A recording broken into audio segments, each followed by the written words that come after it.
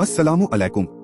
सब जानते हैं कि दीनी तालीम फर्ज है, लेकिन इस बिजी जिंदगी में इस पर ध्यान देने का वक्त नहीं मिलता और अफसोस है कि हम दीन से दूर होते जा रहे हैं, खास तौर पर हमारे बच्चे।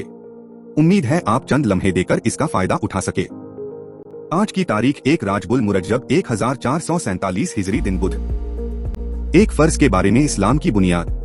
रसूलुल्लाह सल्लल्लाहु अलैहि वसल्लम ने फरमाया, इस्लाम की बुनियाद 5 चीजों पर है। 1 इस बात की गवाही देना कि अल्लाह के अलावा कोई माबूद नहीं और मोहम्मद अल्लाह के रसूल हैं। 2 नमाज अदा करना। 3 ज़कात देना। 4 हज करना। और 5वीं रमजान के रोजे रखना। एक सुन्नत के बारे में, सुन्नत जिंदा करने की फजीलत। रसूलुल्लाह सल्लल्लाहु अलैहि वसल्लम ने फरमाया, जिसने मेरी किसी ऐसी सुन्नत को जिंदा किया जो मेरे बाद मिट चुकी थी यानी खत्म हो चुकी थी, तो उसको उतना ही सवाब मिलेगा जितना कि उस सुन्नत पर अमल करने वालों को मिलेगा, और उन अमल करने वाले लोगों के सवाब में से कोई कमी नहीं होगी। और जिसने ऐसा तरीका जारी किया जो अल्लाह और उसके नबी को नापसंद है, तो जितने लोग उस गलत तरीके पर चलेंगे उन तमाम लोगों का गुनाह उसको मिलेगा और उनके गुनाह में से कोई कमी नहीं होगी। एक अहम अमल की फजीलत, नमाज़े इश्क की फजीलत। रसूलुल्लाह सल्लल्लाहु अलैहि वसल्लम ने फरमाया, जो शख्स नमाज़े फजर से फारिग होकर मुसल्ला पर बैठा रहे और जब मकरूह वक्त गुजर जाने फिर 2 रकात इश्क की नमाज पढ़े और इन दोनों नमाजों के दरमियान अच्छी बातों के अलावा कुछ न बोले, तो उसके गुनाह माफ कर दिए जाएंगे, अगरचे समुंदर के झाग से ज्यादा ही क्यों न हो।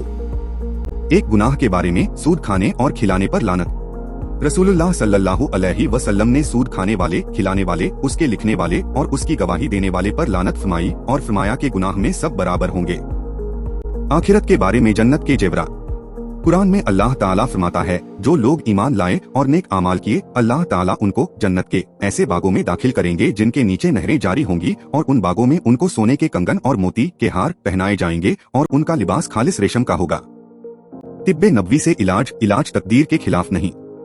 हजरत अबू खिजामा रजी अल्लाह अन्हु बयान करते हैं कि एक शख्स ने रसूलुल्लाह से अर्ज किया है, ए अल्लाह के रसूल, हम लोग जो झाड़ फूंक और दवाओं का इस्तेमाल करते हैं और परहेज करते हैं, तो इससे तकदीर इलाही की मुखालफत नहीं होती। रसूलुल्लाह ने फरमाया, यह भी तकदीर इलाही है। जिस तरह मर्ज अल्लाह की तरफ से होता है, इसी तरह मर्ज से बचने की तदबीरें भी अल्लाह ही की तरफ से वारिद हुई हैं, लिहाजा उन तदबीरों को इख्तियार करना तकदीर के खिलाफ नहीं है। कुरान की नसीहत। कुरान में अल्लाह ताला फरमाता है, ए इंसानों, तुम्हारे पास तुम्हारे रब की तरफ से एक ऐसा कुरान आ चुका है जो बुरे कामों से रोकने के लिए नसीहत है और दिलों की बीमारियों के लिए शिफा है और ईमान वालों के लिए हिदायत व रहमत है। इस्लामी तारीख। हजरत अबू बकर सिद्दीक रजी अल्लाह अन्हु। हजरत अबू बकर सिद्दीक कुरैश के खानदान में पैदा हुए। अबू बकर आपकी कुन्नियत है। नाम अब्दुल्लाह, वालिद का नाम उस्मान और वालिदा का नाम सलमा था। आप बचपन ही से नेक तबीयत और सादा मिजाज इंसान थे। ज़माने हालत में आपने न कभी शराब पी और न कभी बूतों को पूजा।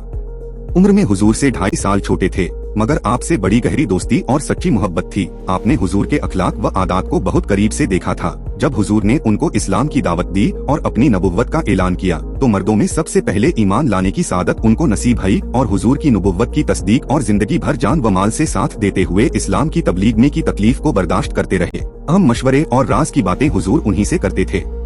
चुनांचे हिजरत के मौके पर अबू बकर सिद्दीक ने आपके साथ गारे सौर में 3 दिन क़याम फरमाया, फिर वहां से मदीना मुनव्वरा तशरीफ ले गए। इस्लाम की हिफाजत के लिए हर मौके पर अपना माल खर्च करते रहे और दीन की सर बुलंदी के लिए पूरी बहादुरी के साथ तमाम गज़वात में शिरकत फरमती रहे। देखने के लिए शुक्रिया। ये वीडियो हर रोज देखे और अपने रिश्तेदारों, बच्चों और दोस्तों से शेयर करे। वीडियो लाइक करे और चैनल को सब्सक्राइब करे और दीनी तालीम को आगे बढ़ाए। खुदा हाफिज। फिर मिलेंगे।